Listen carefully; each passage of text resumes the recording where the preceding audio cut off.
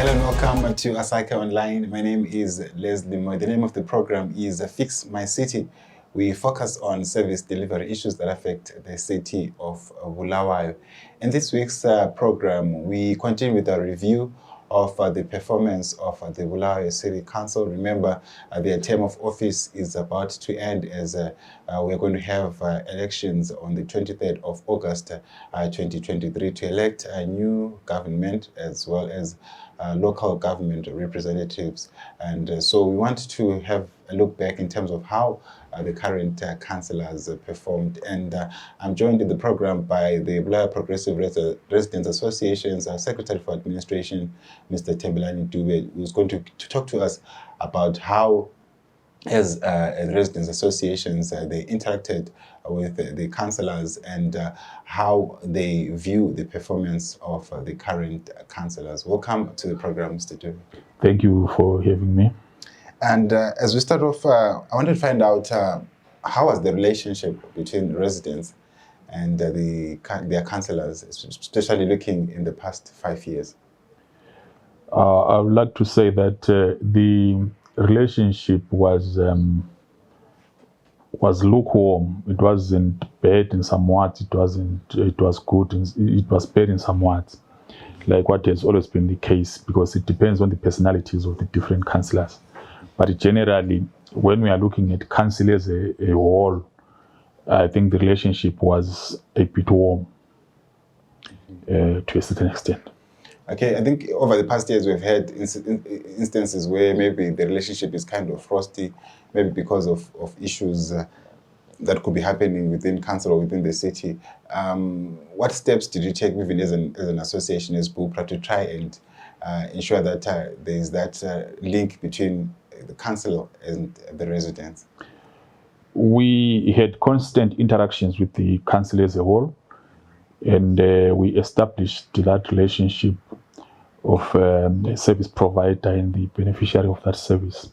But of course, we can't rule out that there were instances whereby the relationship was remained frosty, but we tried to thaw those relationships so that the residents can benefit, and also council itself can also benefit, because that's why we ended up having some programs where we would invite the council representatives, and we are also invited to the council chambers for constant interaction.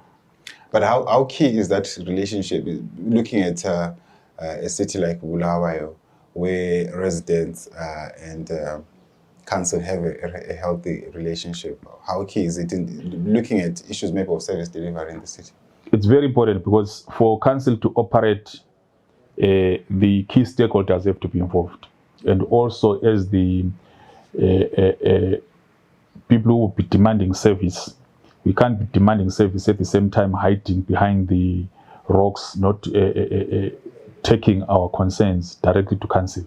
So there is that symbiotic relationship that has to be established for the benefit of the residents. We are the ones who are demanding service, and they are also providing that service. So it's very important for the residents and the council to establish that relationship that is enabling council to operate efficiently, and at the same time the residents to be able to access council without any hindrances. So that relationship is very important. But the concerns, especially coming from council, where they were saying that residents are not forthcoming, they're not attending maybe key meetings like your budget consultation meetings, where there's low attendance. What would you attribute that to? I think low attendance in some cases depends on the caliber of the councillor in that particular ward. We have wards where attendance, the halls will be full. Then we have some wards where you find that the people are not keen when it comes to attending meetings, because maybe of the attitude of that particular councillor. They know that even if he or she comes, in most cases, they will be defending instead of unpacking issues so that the residents can understand fully and maybe feel that they are active participants in decision making. But in instances where councillors are open enough to listen to the residents, you'll find that the attendance was very good. But then we have traditional areas where it's known that even if you call for a meeting, the councillor may not attend, or even if he or she attends, then the councillor will be very defensive and they won't be willing to listen to what the residents will be saying. And then that becomes a factor when it comes to attending those meetings, because the residents will be aware that even if we go there, our voices won't be listened to. And at the end of the day, it becomes very easy for them to just abscond or not attend those meetings. But as an association that also monitors the performance of councillors and the council as a whole, how would you say they performed in the last 5 years? Maybe looking at, maybe let's start off with policies that maybe they came up with, that they enacted, and how did they affect the residents of Bulawayo? Let me say it was a mixed bag when it comes to the performance of the council as a whole, because when we are looking at councils, we tend to adopt the holistic approach to say, what did the Bulawayo City Council do? Some of the policies that they came up with were fairly good, some were not good. Let me start by looking at the issue of water management. The policy of rationing, if you look at now what is happening, I think we can say it's a fair attempt that they've done, because we know that our dams are not adequate when it comes to supplying water throughout the year. But the policies that they crafted, that is to shade for almost 3 days and alternating, I think it's working to a certain extent, because we are now towards the end of July, and we are seeing some consistency, unless if there is some power outage, because we are now aware that in particular wards, there is that alternating schedule that is taking place. We know that in particular ward they will be having water for 3 days or so. Then the other wards won't be having that water, and then on a particular, after 3 days again, those wards that were shaded will be having water. So I think that's something that we can say they've managed to do consistently of late. And it's a way of managing water shortages, because we are moving towards the summer seasons, and at least we are about 4 or 5 months away from the rainy season. And at the same time, I think they are managing it well. It's better to have water for 3 days and not to have it for the next 3 days than to go for weeks like what used to happen in the past. So in that regard, I think they have done fairly well, because we are now able to plan as residents to say, if in my ward we have been having water for the past 3 days, then the next 3 days I would have filled my containers and waiting for what? For the next schedule. That is for the next days for me to have water, or for the residents to have water. So in that regard, I think it's good.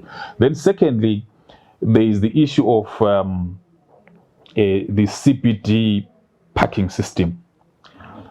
As much as it's not 100% welcome, but I think in terms of managing overcrowding of vehicles, we can say they've fairly succeeded, although the issue is still on the payment, on the fees. Remember, we are saying that it is exorbitant for the general motorist, especially those who are working in town. If you have to be there for 8 hours and then you have to part with $8, it's not sustainable. But otherwise, the whole idea is to have a clean city, a city which is not congested. But now they have to work on the fees, because we have been proposing that, what about if they say $2 per day or $1 per day? Then we know what the vehicles that go there, they will pay for that particular space for the whole day, $1. And if they are saying they have got 7,000 pays like they claim, then we'll be knowing that people normally will be encouraged to go and park for the whole day, but at the same time, revenue will be collected. Unlike now, where people are claimed, people are harassed, and so forth. So I think generally, if we look at the aspect of decongesting the city, the policy or the idea can be fairly good. But now the issue is on the fees. Then also the policy of availing housing stands. It's a welcome policy, because we know that we have got a long backlog in terms of housing lists, and the residents want stands to build their houses. But the challenge that we are having is we still have people who are being owed stands. Let me put it that way. The people who were promised stands in 2016, up to now, some of them haven't been given. But otherwise, the policy of availing stands and servicing stands is a good idea. But the rest of, when it comes to stands, I would highlight it when I'm looking at the negatives. And then also we have the issue of devolving the marketplaces. I think of late we have seen that a place like in Kulumani Market is being constructed. We are encouraging such initiatives, and the council is doing well when it's decongesting marketplaces, like what was also done with regards to Pumula Market. I think in 19 Old Pumula, there's also a market there for people to devolve when it comes to buying the produce from the farms. So those are some of the policies which I think they are fairly good when we are looking at the positives. And then with regards to the negatives now, you will find that they failed to clean the CPT of the vendors, because we know what is happening in 5 Avenue, that is 5th Avenue, stretching from 4th Street up to 5 Street. I think there is a lot of uncontrolled vending that is taking place there. And any other part of the city, you'll find everyone, even along Hepetitepo, stretching from Hepetitepo to Joshua Mkabu, along 7th Avenue. What's the name for 7th Avenue? Leopold Takawira. Yes, so there's a lot of vending that is taking place today, even along 4th Street from Leopold Takawira to 6th Avenue. I think you can see that there's a lot of activity that is taking place there. And that's the negative. That's one of the negatives that we are seeing, that the CPT is littered with people who are illegally operating there. And then the other negative or failure that we continue to witness is the unfulfilled dream of having a state-of-the-art eco-tin. Almost a decade after, we are still having a white elephant, and it remains like that. And the current crop of councillors fail to do anything about that. So to us as the residents, we are very much worried about that, because we may cry and raise concern about the filthy CPT that we are witnessing, but the main cause of that is the closure of eco-tin. So the current crop of councillors, some of them have been there for 3 terms, some of them 2 terms, but they failed to do anything with eco-tin, and hence the congestion that we are seeing there. Then also on the issue of sewer pests, it seems the engineering department didn't have any concrete or tangible policy to eradicate these pests. Of course, we heard about the BPRA program, which was meant to eradicate all these and replace the old pipes. But at the end of the program, we are still seeing sewer flowing all over, which means the program might have been funded well, but maybe the implementation part, there were some corners that were cut. Hence, the pipes still remain as they are, or they were the people who were replacing them were not efficient enough. Hence, we are still continuing to see these pests. And at the same time, the other negatives that we may be seeing is regarding the stands. Like I said, that is a good idea to give people stands, but people must be given what they have been paid for. We still have people who are supposed to be beneficiaries of Pumula South stands. Up to today, they don't have those stands, and they were asked to pay something like 6,000, which was later on reduced to about 3,000 and something, so that they can get those stands. Even these people who benefited the stands between Temba and the Makwekwe West along Temba Road, the stands are still vacant. There is no servicing that has taken place. and the people paid monies, but they were later on told that the money has lost value when there was inflation and so forth. But to the individual who paid the money, it wasn't valueless then. The council had collected the money and they should have done something about that. We understand if you collect money from the residents, then it has to go to where it's supposed to go so that servicing can begin. But it seems it wasn't the case. So we still have challenges with regards to that. Then on the issue of roads, most of our roads are dilapidated. They are littered with potholes, and therefore it still points back to the engineering department. We are only seeing some good moves that are taking place along Luveve Road. That is from, I think, from Erenkini, stretching to Machobana. And I think a few days back I saw something taking place at Popoma High School, 10 off going to Ndumbane, that side. So I think in that regard, they are doing something. But generally, the state of the road is very bad. So that's how we can rate these councillors to say, as much as there are some positives that can be identified, we still have a lot of negatives. Then when it comes to public relations, yes, there was continuous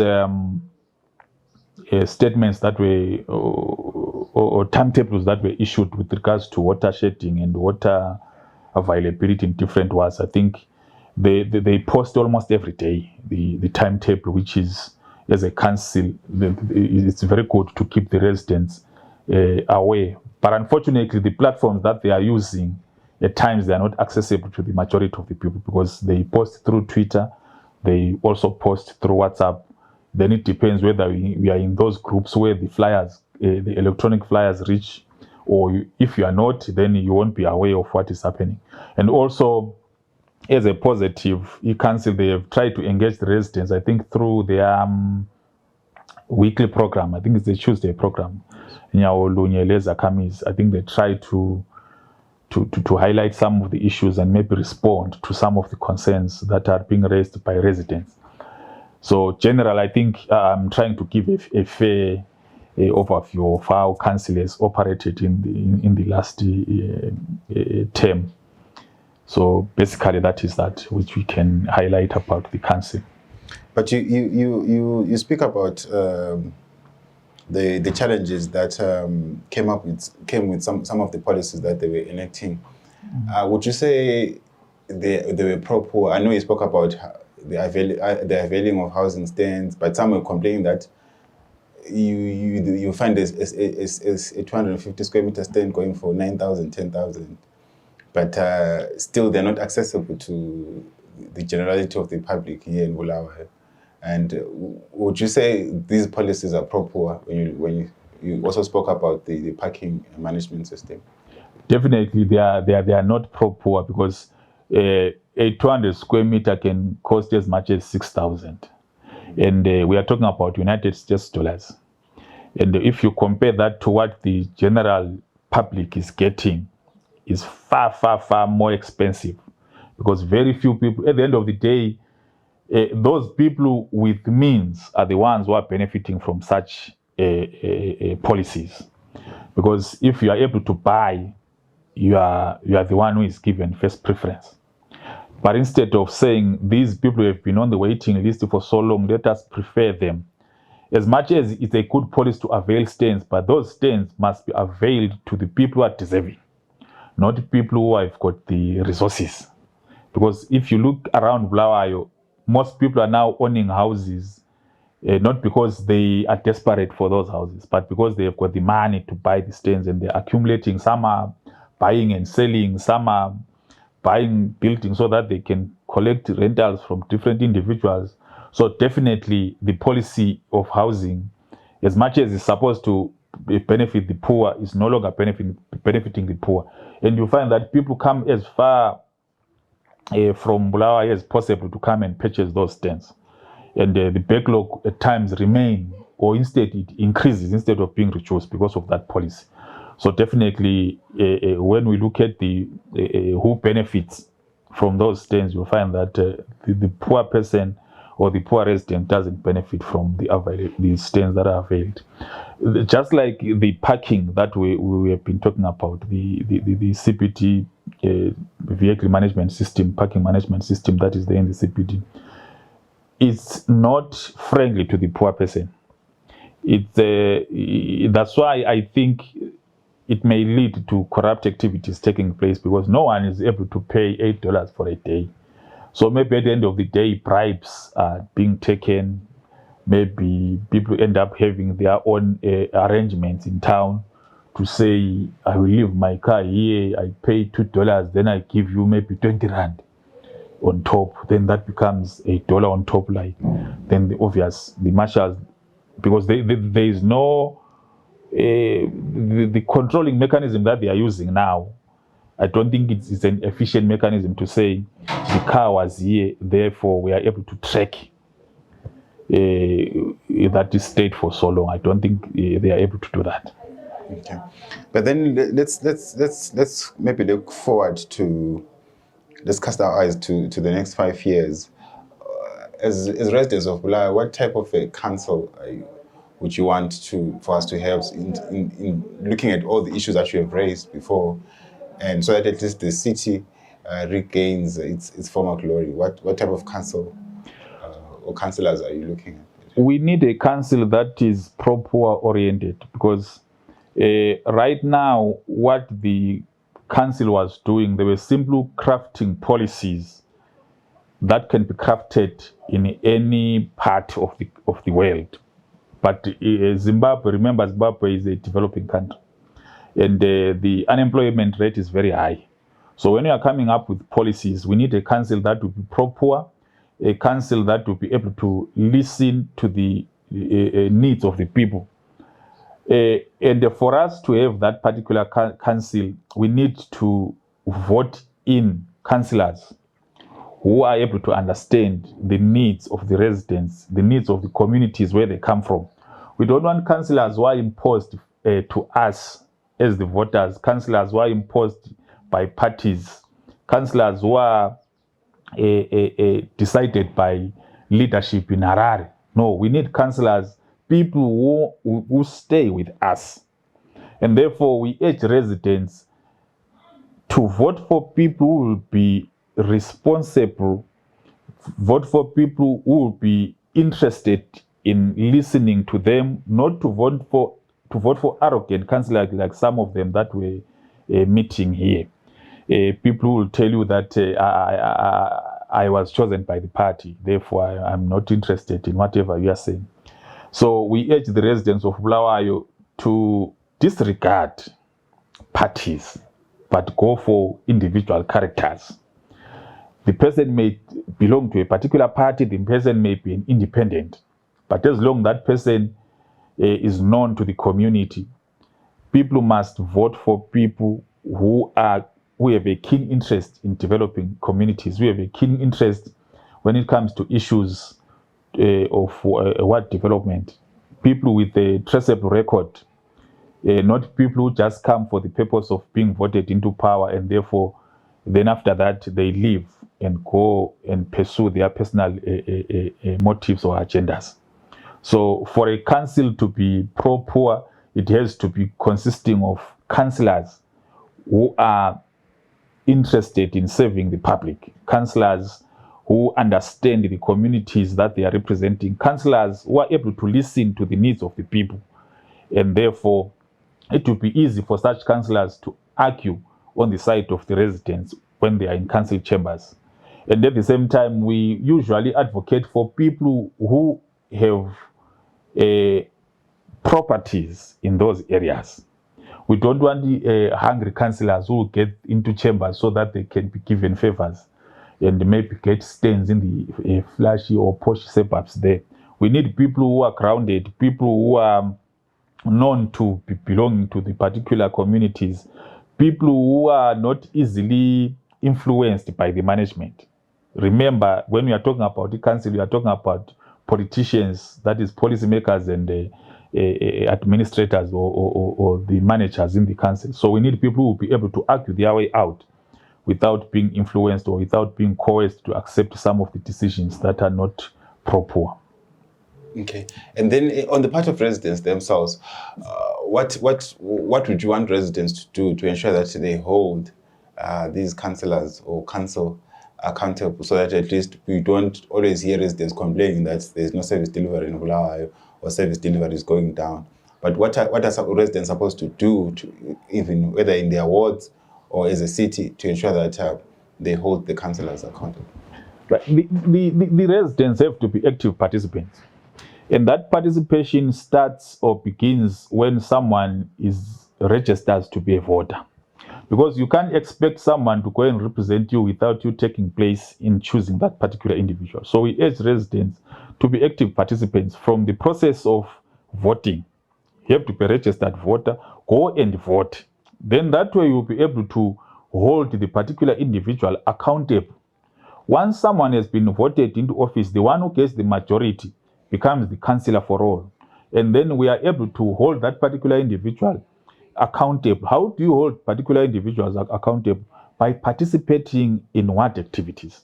When there are meetings, go and listen to what is being said. Go and put your point across or your points across, and be able to make follow-ups in those public forums so that you are able to make that particular individual account.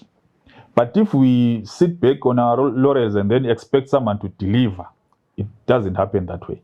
As citizens, we have to be active. As citizens, we have to demand service provision. As citizens, we have to demand accountability, because once those people have been elected into power, they are not our bosses, but we are their bosses. Then we must demand. We must send them with the messages that we want to be implemented, policies that we want to be implemented, ideas that we want to be implemented. Then we make a follow-up. How do you make a follow-up? Let's attend the meetings. Let's call for meetings. Let's create platforms for engagement. And that's what we usually do as Bulawayo Progressive Residents Association, to say, let's go and engage with our elected officials. Right now, as you might be aware, we are partnering in what we call a Meet the Contest series. This is the crucial stage for the people to go and listen to what they are selling, the ideas that they are selling. Then, based on the ideas that they are selling, once you elect those people, the ones that you have chosen, hold them accountable based on what they have said. And they are selling their manifestos. Then they have to follow their manifesto. They have to implement what they've been promising people. And if they are not implementing what they are promising or delivering what they are promising, then such people must not be voted twice into office, because they are not delivering. And then you highlighted some of the projects that maybe were implemented in the last 5 years or 10 years. Ekoti project. We have the Hualin Quarry Mine in Pumula, for instance, with the city parking management system. And some of the residents were saying that we were not aware when these agreements are made, or we are only told when it's now someone has been given the tender or the license to operate. How can residents ensure that they are part of either the negotiations, so that at least they are aware, or they also make these contributions to maybe even before such tenders are awarded?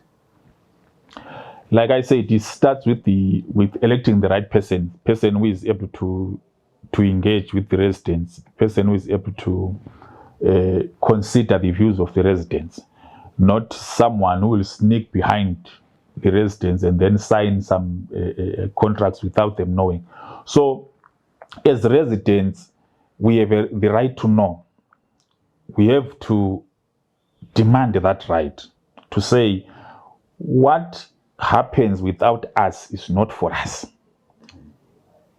So when we are mentioning a company like Howlin, I remember we had some meetings to try and understand, and it seems consultations were done, but very few people were involved. I think it was done during the COVID-19 lockdown period, and I think it was an advantage to some, because by then people were not allowed to meet in large numbers. Then people were pinpointed to come and sign some papers, to come and agree. Focus group, some focus groups were convened, and then they agreed. So the process, according to them, it was done, but it was done under a very smoky condition, so it wasn't transparent. But we say that as residents, let us demand to be involved, because these people that we are electing, they are not our employers, but we employ them, in other words, because when they get those allowances, they are getting those allowances because we have voted them in the ballot or during elections. So let's demand to be involved. Something that is not involving us, let us be bold enough to reject it. I've always admired what South Africans do. I'm not advocating for violence or disruptions, but South Africans don't accept if something doesn't involve them. So we must also adopt that approach to peacefully and responsibly reject some of the things that are imposed upon us. That way we will be able to build solid communities, we'll be able to build communities where everyone is involved, everyone who is a stakeholder is also taking part in the development of these communities. Because we can't talk about devolution when we can't devolved, we can't be devolved at a local scale. Because devolution doesn't mean that funds are coming from Harare to Bulawayo, no. Or they are coming from the central government to local government, no. But we are saying that let's involve local communities.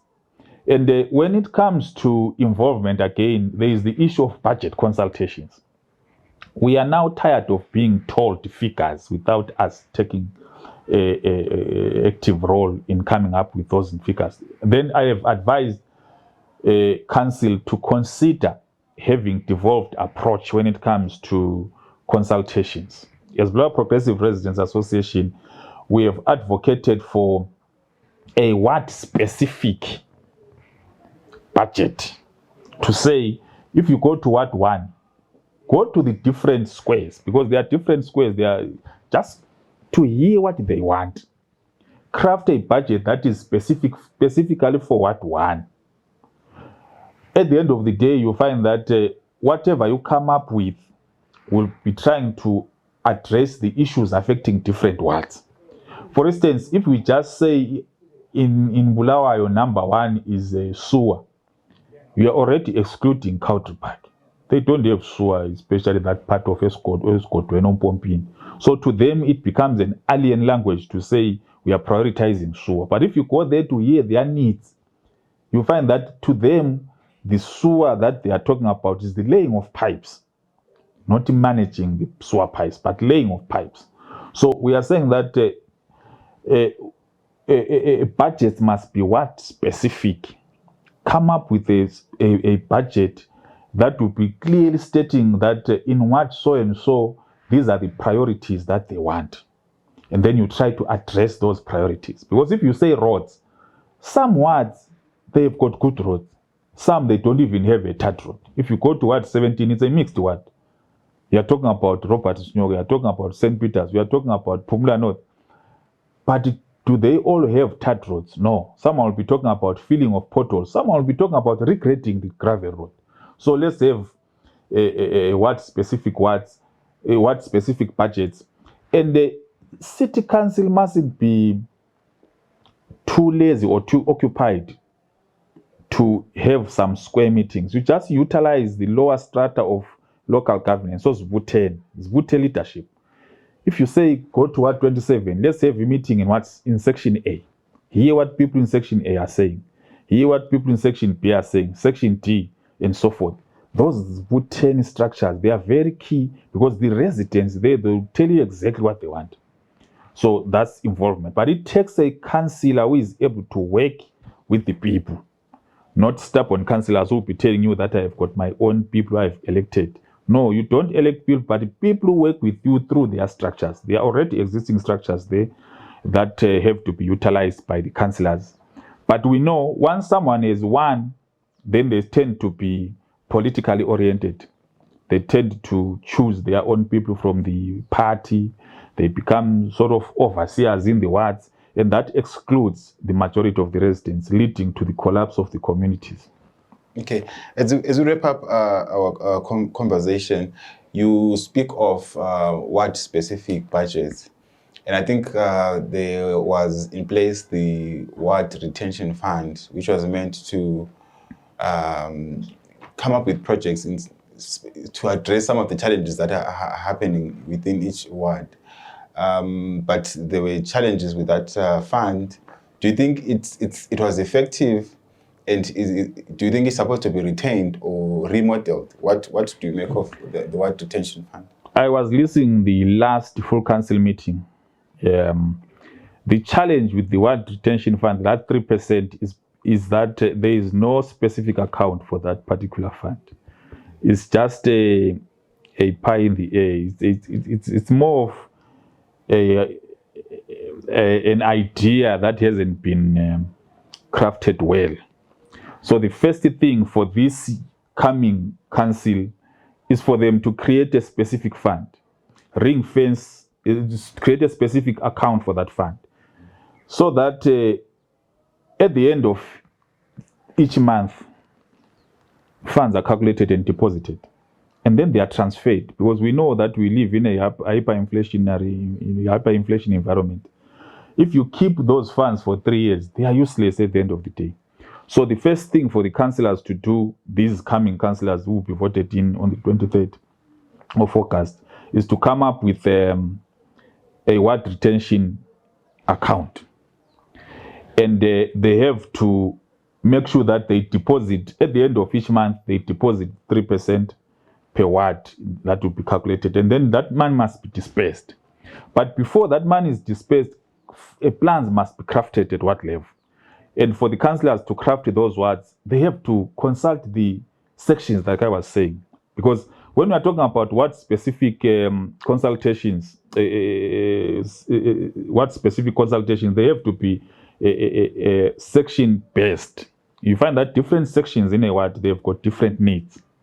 To me, that is the devolution that we are always preaching. Hear what the different sections are saying, so that you prioritize the needs of those of the different wards.